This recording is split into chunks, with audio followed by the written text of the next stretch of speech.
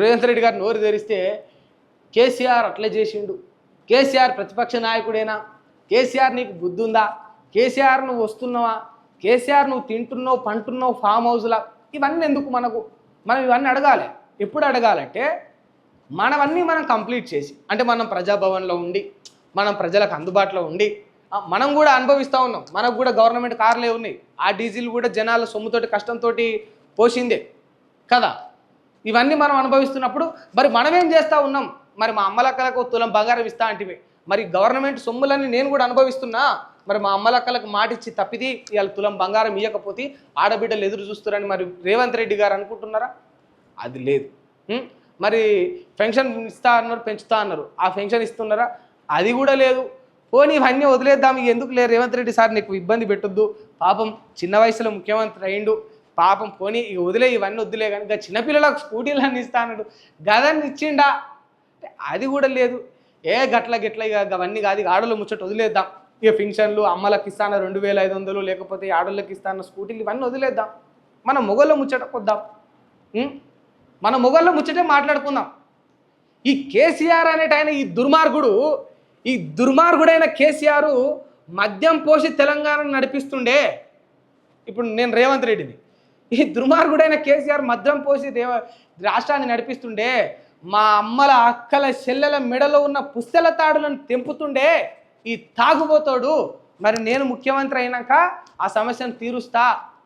మరి ఇప్పుడు నేను ముఖ్యమంత్రి అయితే ప్రజల సొమ్మును అనుభవిస్తే, బట్ మా కేసీఆర్ కంటే రెట్టింపుగా ఇప్పుడు మద్యాన్ని నేను సరఫరా చేయబడితే తేడా ఎక్కడుంది?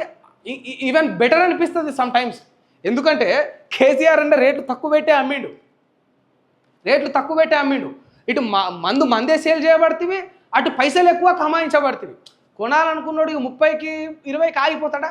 తాగాలన్న బుద్ధి ఉన్నాడు, ఎట్లయినా తాగుతాడు, వాడిని ఎవడు ఆపలేడు. అట్లాంటప్పుడు ఇక నువ్వు 30 పెంచి ఇంకెక్కువ దోసుకుంటే వాడి శ్రమను వాడి రక్తాన్ని సిగ్గా అనిపించాలి కొంచెమైనా. మనం ఒక ప్రతిపక్షంలో ఉన్నప్పుడు ఒక మాట ఏం చెప్పినాం, ఎట్లా మాట్లాడిండు, మీసాలు మెలేసి మరీ 2 మైకులు చేతిలో పట్టుకొని గంభీరంగా పులిగాండ్రించినట్టే. నేను నిజంగా చెప్తా ఉన్నా, అబ్బా నిజంగా ఒక పులి మనిషి రూపం ఎత్తితే గిట్టనే ఉంటుందా అనిపించింది. బట్ ఇవాళ పులి కాస్త పిల్ల అయింది అధికారంలోకి వచ్చిన తర్వాత.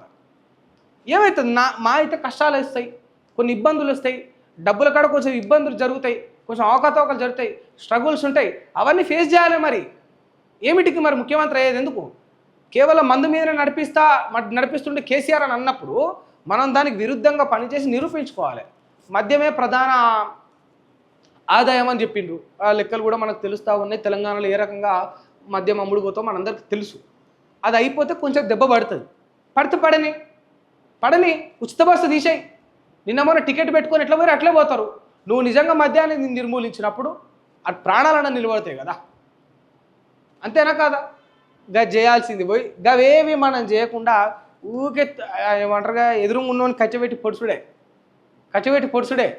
అదే నేను చెప్తున్నా, వీళ్ళు మంచిగా నేర్చుకుంది ఏంటంటే అవతలో అనాలి. అవతలో అన్నప్పుడు ఏమవుతుందంటే ఎవడైనా చూసేటోళ్ళు కూడా అరే అవునే గారా నిజంగా కేసీఆర్ ఫామ్ హౌస్లకి నుంచి బయటకు వస్తలేడు కదరా అంటాడు.